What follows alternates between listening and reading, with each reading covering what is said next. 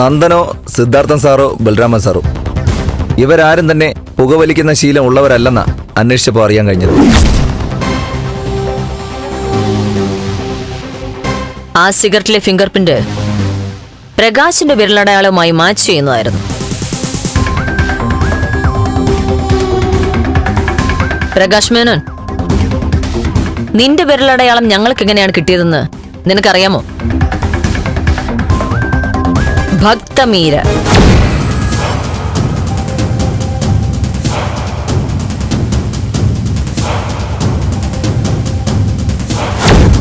ഇതെന്താ സംഭവം ഒന്ന് നോക്കി പറയാമോ? അല്ല, അത് ഞാൻ ഇതൊന്ന് തുറന്ന് നോക്കണം പ്രകാശ്.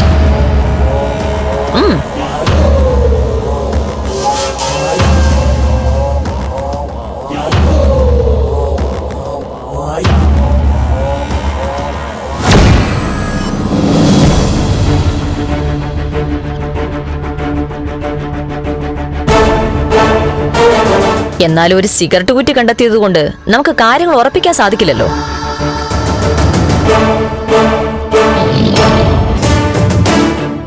അതിനിടയ്ക്ക് തന്നെ ഞങ്ങൾ സംശയിക്കുന്ന എല്ലാവരുടെയും ബാക്ക് ഹിസ്റ്ററി എടുത്തു തുടങ്ങിയിരുന്നു.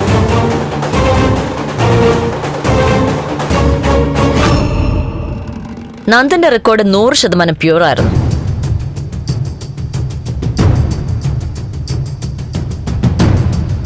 അന്വേഷണത്തിൽ ഒരിക്കലും ഒരു ക്രൈമോ മറ്റൊരു തരത്തിലുള്ള ബ്ലാക്ക് മാർക്സോ ഉണ്ടായിരുന്നില്ല.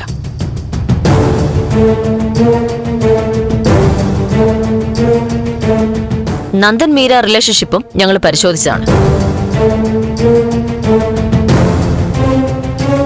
അവർ പുറത്തു വെച്ച് അങ്ങനെ മീറ്റ് ചെയ്തതായോ മീരയോടൊപ്പം നന്ദൻ കഴിഞ്ഞതായോ അങ്ങനെയൊന്നും ഞങ്ങൾക്ക് കണ്ടെത്താൻ സാധിച്ചില്ല.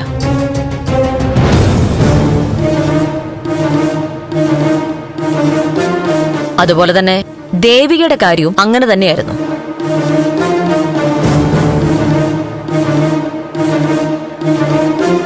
അങ്ങനെ പോയപ്പോ വെറുതെ പ്രകാശിന്റെ പഴയകാലം ഒന്ന് ചെകഞ്ഞപ്പോഴാണ് കുറച്ചു മാസങ്ങൾക്ക് മുൻപ് പ്രകാശിന് ഒരു കത്തിക്കുത്തേറ്റ കാര്യം മനസ്സിലായത്.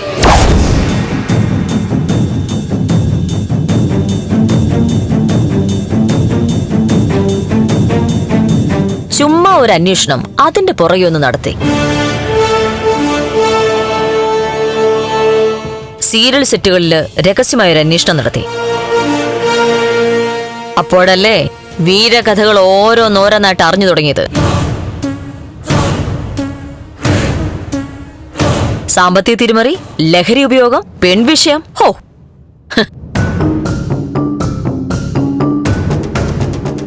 കാമുകിമാരുടെ എണ്ണം എണ്ണിക്കൂട്ടിയെടുക്കണമെങ്കിൽ ദിവസങ്ങൾ വേണ്ടിവരും.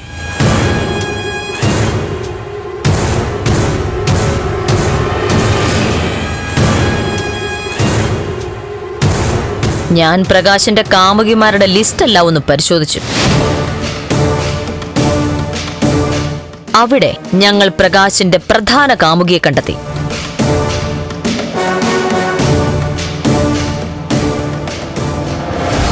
മീര.